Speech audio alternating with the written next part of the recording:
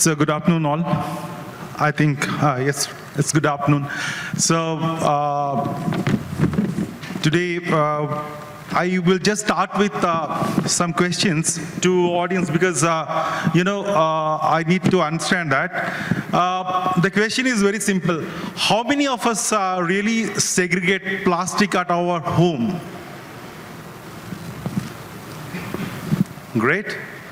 And okay, all panelists are. Yeah. And how many of you feel that 50% of those plastics are recycled? Very few. And how many of you feel that it's above 50%?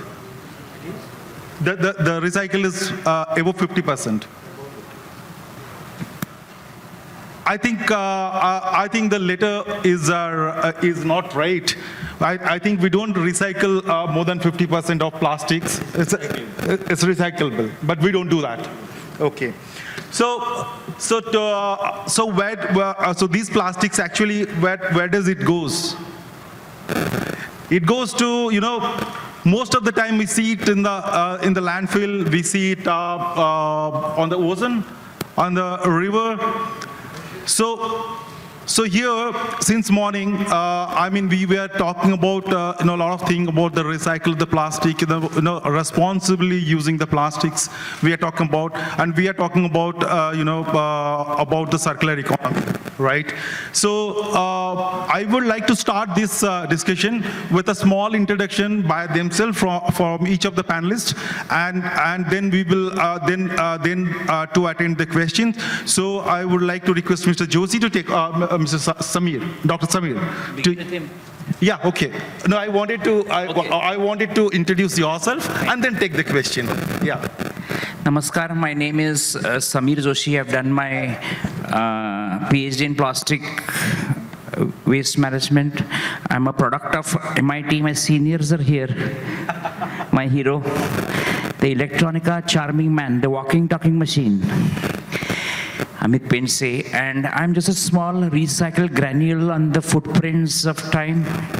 Been here for doing some work in recycling, circular economy, and the thing is that recycle is the next thing here. I represent the United Nations on environment. There is what I'd like to tell you is, there is a global plastic treaty which is happening where 175 countries of this earth, there are 195 countries on this earth, 175 countries are represented on the United Nations Environment Program, because the 20 remaining countries are like Vatican City where plastic waste management is not there, and these 175 countries came together to form what is called as a global plastic treaty, which will take shape in 2025. And since 2022 to 2025, there will be a series of meetings. The last meeting was from 12th of January to 19th of November in Nairobi, the United Nations Environment Headquarters. And there is a serious talk of banning plastics. There is a serious talk of cutting down on the plastic production. So this is not an easy thing for all of us to digest. On one side, there is the developed countries where the plastic production is as high and other consumption is as high as 100 kgs per capita, where a country like India, it is hardly 15 kgs. So we have to find solution to plastic solution. And the plastic waste has become such an important problem that no one is going to spare us. Beat us, hate us, love us, kick us, but plastics are here to stay. But finding solution to plastic pollution is the only way ahead. Thank you. Just correct me if I'm wrong. If I heard you rightly, you said per capita consumption is 15 kg for India, and it is more than 100 for United States. Is it because of the population?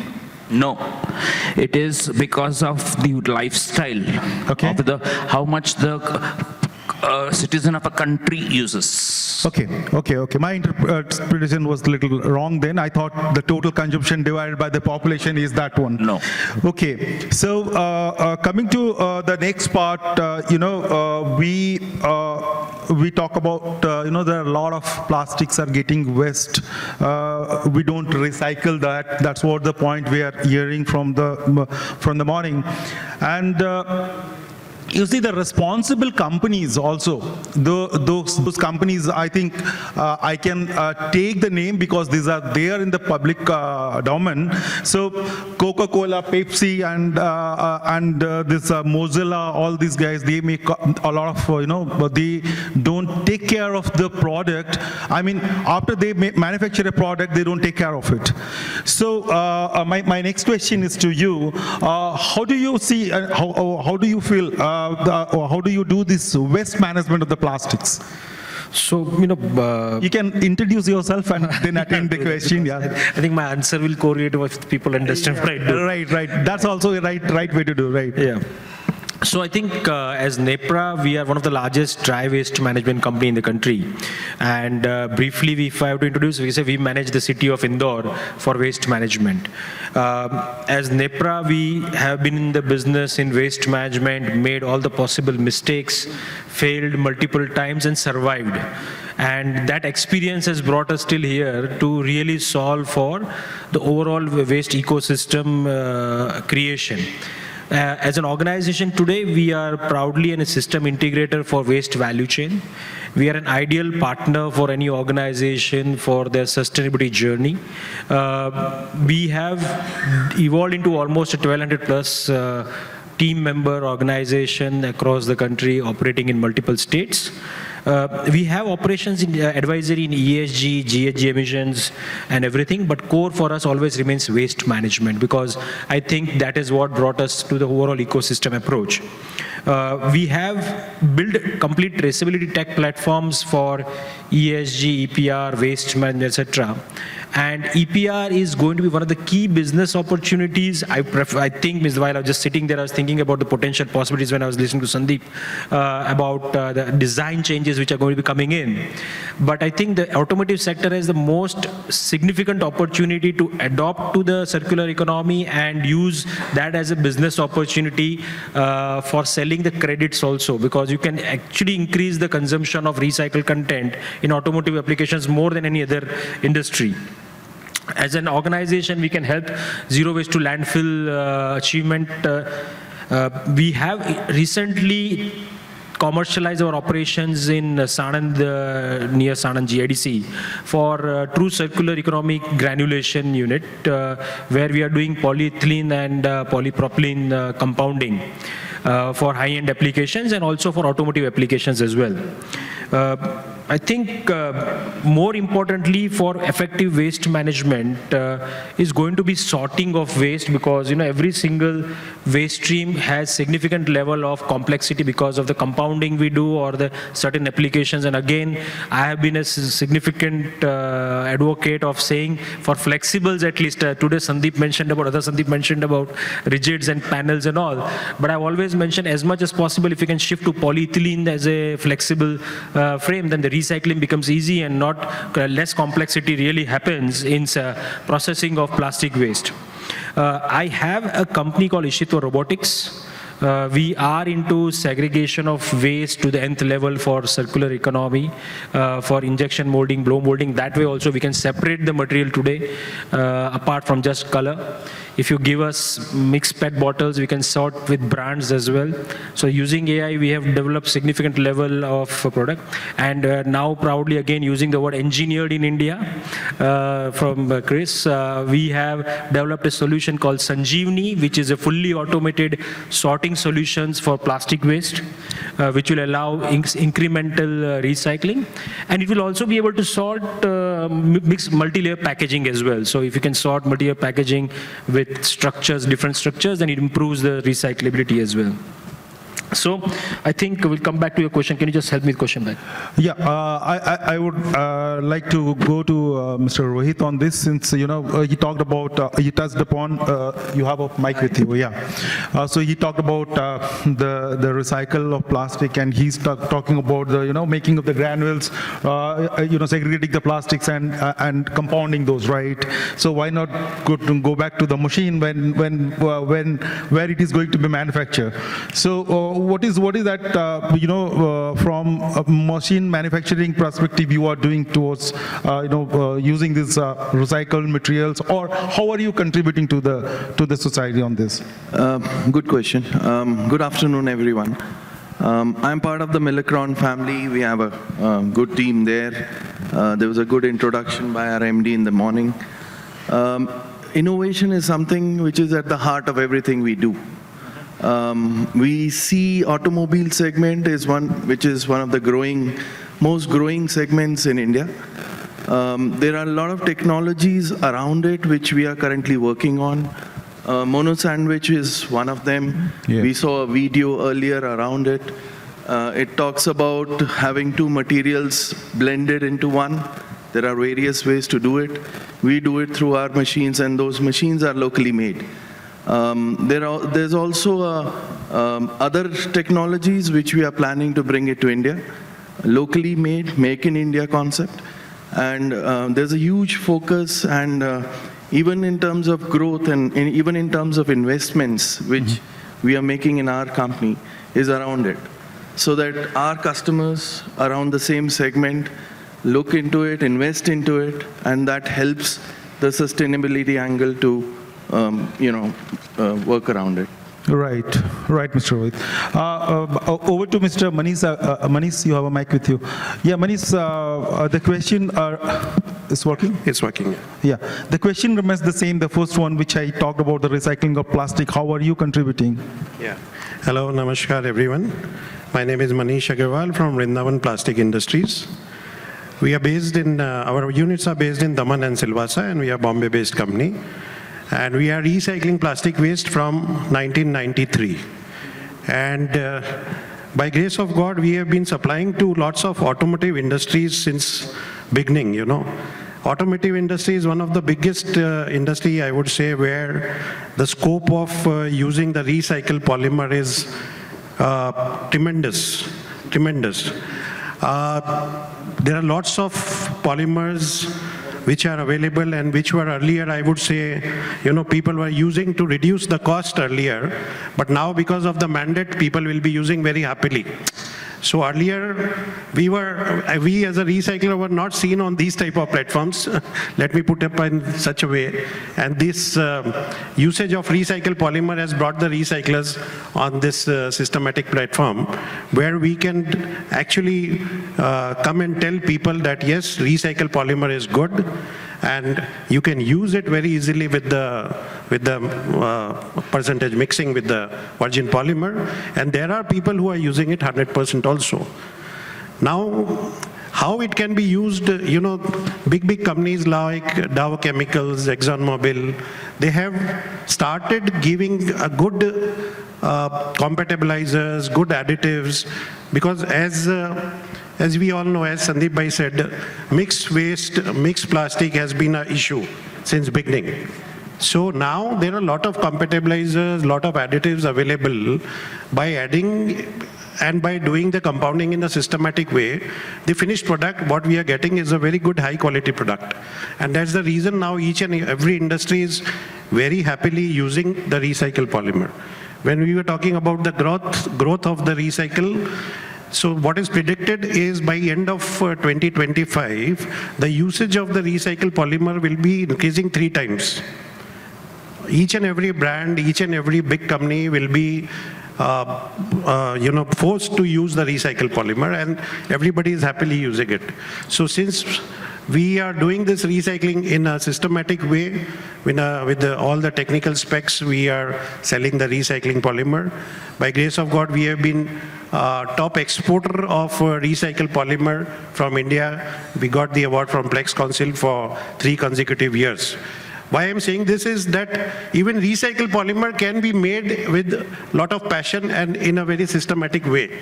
So people who want to use it, they can be least bothered, least assured that yes, they are getting a quality product. So that's my introduction. I mean, we have absolutely focused in making recycled polymer of polyethylene, polypropylene, ABS, HIPS.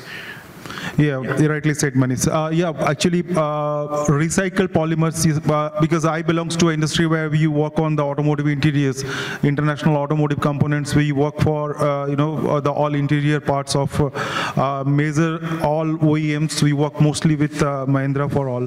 So recently, these customers have also allowed, they say that earlier they used to say 100% virgin materials. Now the customers say that, yeah, we can add the recycled materials to it. And thanks to Rohit that, we have got some systems in place, like you are making those auxiliaries, like the runners and all, we cut immediately and send it back to the system.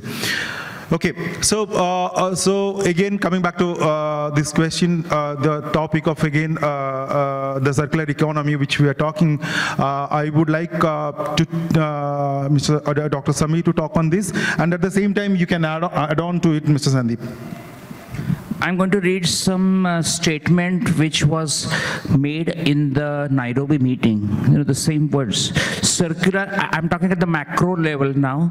Circularity means using plastics as a resource more efficiently by keeping materials in use for as long as possible, getting the most we can from the materials during its use, and then recovery to make products. This is the language of the Global Plastic Treaty. Plastics, we need to rethink, redesign, reproduce, redo, and recycle. Redesigning the entire plastic system, ensuring no materials are lost. Next point is very important. No toxins leaked. Maximum use is achieved from every process, material, and component. Eliminate the plastics we do not need. Innovate to ensure plastics we do they are reusable, recyclable, or compostable. Circulate all the plastic items we use to keep them in the economy and out of the environment. Very important. Keep them in the economy and out of the environment. The use of plastics is fully decoupled from the consumption of the finite resources. This is where the global thinking is going on at the macro level. And a very new concept of bio-circular economy, that is next. Meaning applying the concepts of bioeconomy, circular economy, and green economy to develop high value products and services that are eco-friendly, require less resources while conserving the natural and biological resources. Look at the level of thinking from the politicians, from the scientists, from the companies. That is what the world is going through. Before I hand it over to Sandeep ji, small things which people are doing. In India, this is a phone stand from Chocolate Wrappers, a startup. This is circular economy. This jacket which I am wearing is made from the same cloth that the Prime Minister wore. The jacket is from recycled plastic bottles. The shoes which I am wearing are from ocean plastics. All these three are the young startups promoting circularity, and that is Mera Desh Badal Raha Hai. On a lighter note, I'm just coming from Nairobi. They gave me a ring. Look at the black patch inside. That is elephant hair. Also circular, bringing in the circularity of the system, natural resources. This ring was given to me to wish me luck for the Global Plastic Treaty. that is the importance of circularity. Thank you. Great, that's really inspiring. I mean, Dr. Joshi doesn't talk only about that. He has shown his jacket, his shoes, and he really wear that. What he talk, he is wearing that. Over to you. Yeah, so I think more importantly, there's a significant, when I look at various industries while we operate with them, automotive sector has, as I earlier said, also a significant opportunity to adopt sustainability and also be participative in waste management and use of plastics in true sense for circular economy. Historically, I think everybody was using recycled content. A lot of the OEMs would not know that they were being supplied by recycled content. I think with the standards coming in, people would expect a certified recycled content material. With this expectation, and there's going to be demand and supply mismatch as well for a true circular economy material. So if sector needs to be really gearing up, they need to move very fast to partner and develop products which might make sense at scale. And essentially, it's going to be PIR or PCR, post-industrial or post-consumer. What makes more sense for you as a product development? As a PCR and PIR, there might be in future variation between pricing as well, depending upon where the sourcing is, because the quantum and ease of doing collection, everything is going to be quite different. But more importantly, as the whole automotive recycling industry is also evolving, we'll have to look at how recovery from those value chains are also going to be aiding recycling for the input material, which you as a sector would be expecting. The time, I think, when you mentioned about 5 years from now, I believe that probably it should be in 2 to 3 years with the push which is coming in from various regulators, and EPR going to be maybe probably, I feel sometimes in most of the scenarios when Manish mentioned about us being there, about 10 years back, most of the time I was the last guy to be on the panel, and 90% of the people would have left the audience. Lately, in most of the plastic exhibitions, recycling is the top subject. Automotive, we are in the middle right now. So probably 2 years, automotive sector will start looking at recycling as a key agenda item, and would look at, focusing on how they can use it as a more business case. Because that's going to be imperative for moving the sector ahead. It's going to be not only about waste efficiency, production efficiency management, but also consuming the raw material which are coming from various sources, working with partners. So we have worked with so many brands in the last 4, 5, 6 years, not only on their EPR journey, but also working on developing a product which might be consumed by them for 50,000 tons and 70,000 tons per annum, which would be made in India and exported abroad for the consumption for the world. So those are the innovations we have done in the last 3 years, which would probably be a significant role of plastic wrappers, where water consumption is almost negligible, 100% recycled, energy is the lowest consumed while making those granules and products. So I think that exercise of 3 to 4 years brought us to a level where we can proudly say those products would be competitive in price and at the same time would be used for larger scale applications at scale. So those journeys take time. So if automotive sector has to really encash on the EPR opportunity for the sector and gear up for using the consumer, I think the time is already behind and needs to be really moved quickly on a more accelerated pace. Right, rightly said. I really, ditto with you. I voice with you that what you said, that being a guy in the plastic industry for past 22 years, what you mentioned right away when we talk about the recycled plastic, I think the audience fade away. Then, but now the recycled plastic is talk of the town. Mr. Manish, my question is we recycle the plastic. You make the compounding for that. So would you elaborate on that? Like, do we lose some of the properties of the material by recycling that? And if yes, then what is that? How do I, as a customer, I come to know for that? Or do it's not required for a customer to know about that? Surely. So whenever a polymer is recycled again and again, there definitely, depending on the polyolefin, the quality gets disturbed, the MFI gets disturbed. There are a lot of fillers people are using nowadays. In automotive industries, a lot of filled things are required for the strength and for the rigidity. So all those things, when recycled again, they leave their impact. They have some issues. But this is on the recycler, like when he has to see what is the origin of the material, mixed plastic or from automotive or from wherever, and depending on the availability and the quality of the waste, we do the recycling. We add the additives. You add the additives to, you bring back those properties back home. And then whatever we are making is a proper homogeneous product, which we were making 5 years down the line back also, and which we are making today also. So what we are making is a standard product. Now, one more important thing I want to add here on this platform is, when we go to UK or Germany and when we see the recyclers over there, in India and in foreign country, the biggest difference what I'm feeling is, people over there, they understand that what is the product available, ample quantity, what is available, because of the availability of the scrap, what as a recycler is able to offer.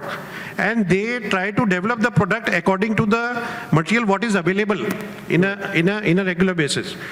Now, at present in India, what is happening, big brands and big companies who want to use recycle, they are very rigid that we want this only. Right. Now, my strong point here is, can we make some system like, whatever is available, how can it be used in a proper way? You want to add on? Yeah. Sorry. So I think there are probably three aspects that we have to learn to say no as an industry, right? As a recycled content provider, what we can do and what we cannot do. In India, sab kuch expectation, people come with big expectation from us and they say, you need to give us this. So compounding is an activity where you need to understand the customer expectations and then align your raw material, and every batch might be different. Post-consumer is going to behave differently and post-industry is going to behave differently. So I think PIR is more easy to do, where you can look at up to replacing 100% of your input raw material.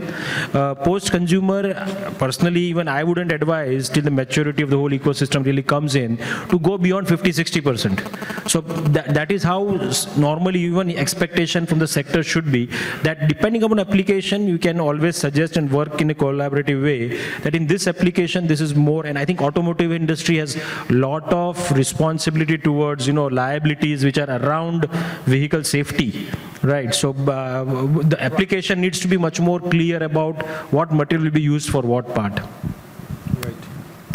You want to add on to it? No, that's okay. You want to add on to this? Can I just ask a quick question, Satyaprata? Can I ask a question on what? Yeah, we will come back for question. Just 5 more minutes to go. About the, just a little different context, the recycled content. In India, we are mandated to use recycled content, but it has not been there for the automobile. The automobile, I was just talking to Sandeep, one car manufacturer is promoting that. So the other car manufacturers should also look at using the recycled materials for non-critical applications, and that is voluntarily, not compulsory. Yeah, I think some of the panelists from the last discussion from Faurecia or Forvia was talking about that one material inside and one material outside the car, and he was giving an example of Toyota Qualis or something like that, and he was saying that he's predicting that this is going to come. So it's really an effort that's required from the OEM, and these recycled materials at least can be used by for the underbody parts which are there in the car. Yeah. So I have a question. There was a text from one of the guy who was there with us, and he left. He said, "Can we have a plastic-free world again?" Can we have a plastic-free world again? That's what he texted me. Let me go back to philosophy and history. Since the formation of Earth, these are not my words. Dr. Vasant Gowarikar was the Vice Chancellor of Pune University. And in that time, 1993, 1994, he had written a very unique book. Since the formation of Earth billions of years ago, elements like carbon, hydrogen, and oxygen have been moving freely in the atmosphere. And they combined by chemical reaction to give life, to give a protein. That is the basis of polymer. You and me are polymer. So polymers include plastics, rubber, paints. So my counter question is, can we live without polymers? The company of like a GE making rockets and baby pants and diapers. Plastics are there. That is the answer. Yeah, I think you have answered the questions. With that, I think Mr. I'll come back to you. The question is, will you elaborate us on, like you said about your machines, how they are contributing to it? What else apart from your machines, what you make in your company, you are contributing towards the circular economy? Okay, we heard in the morning, government is making a lot of changes on defining the virgin material percentage versus percentage of recycled material.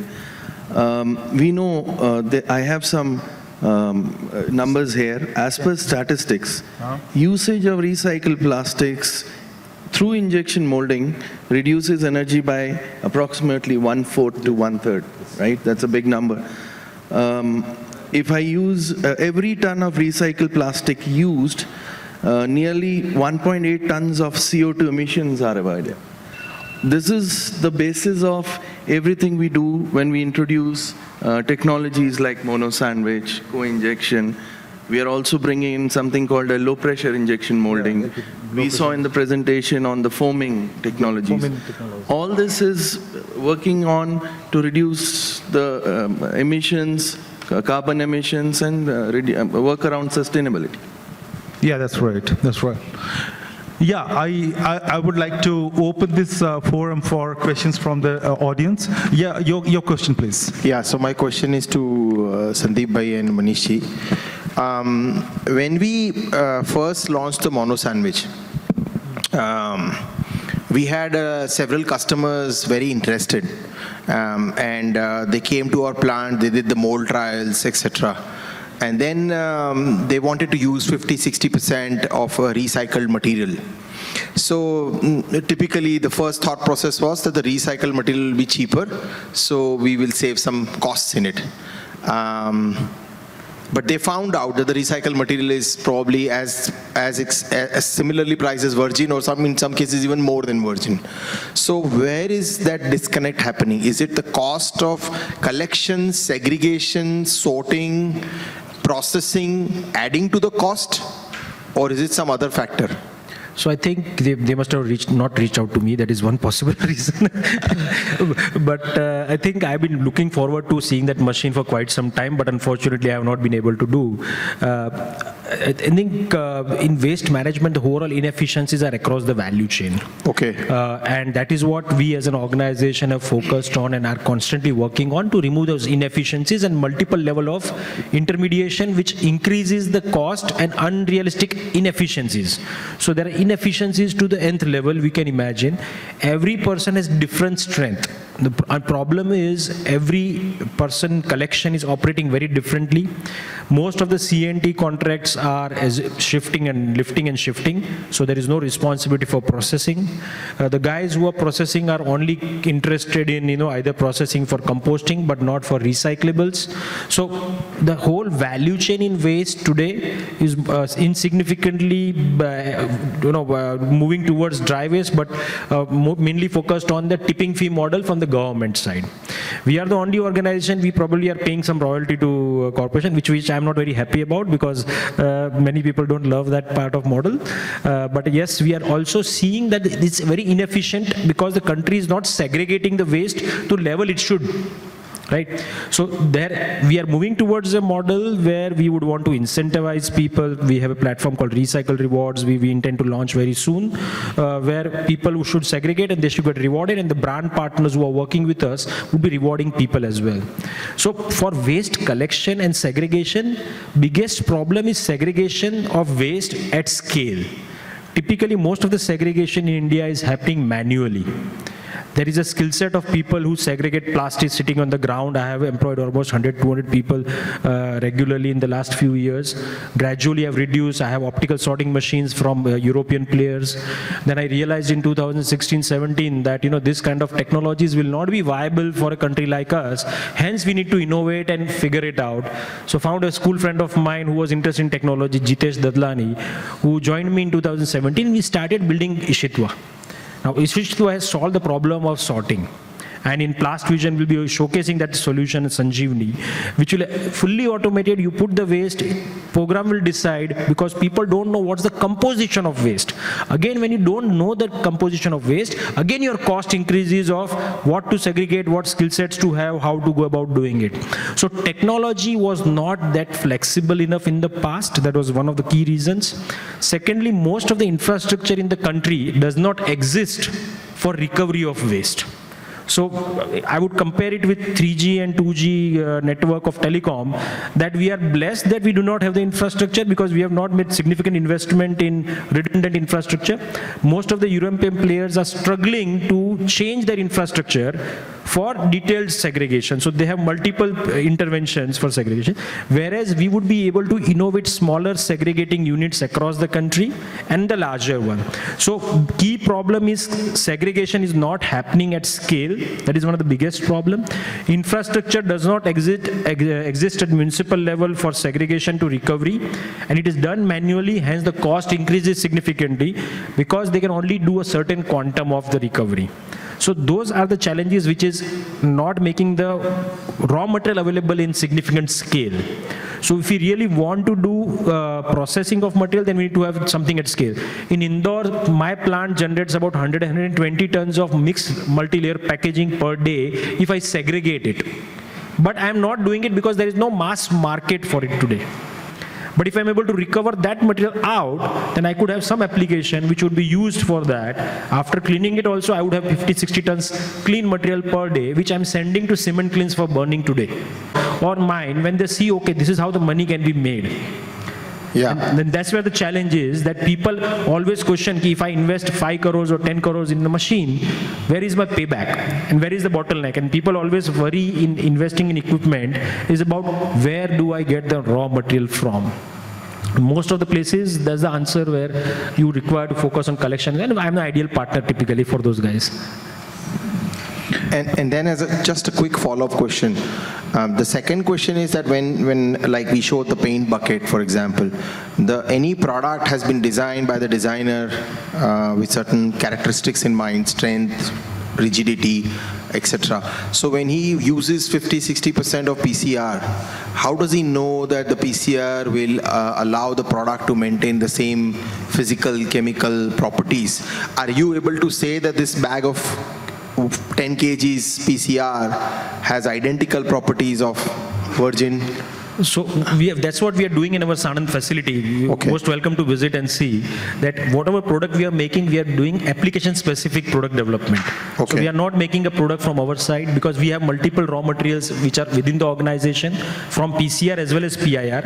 Our key focus is PCR, but PR is something very easy to do if you have blending need to be done.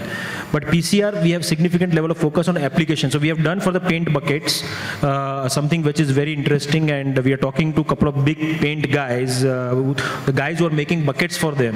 Yeah, and they are that's doing what testing. you sold in the morning, right? I was not there, so I wouldn't know. But we are already doing trials with that. From both the side, what kind of developments you are doing and what kind of developments is happening with the material side. So we went with a different mindset, that my co-founder and we all say, we will not process the material till we define an application, the color, shade and everything.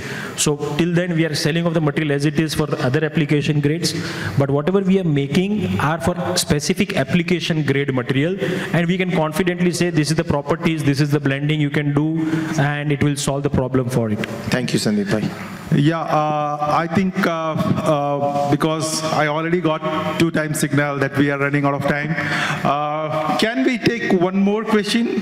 One more? Yeah, if any question from the back home. Any more question? If no question, then we are happy. Okay, we have a question. Come on.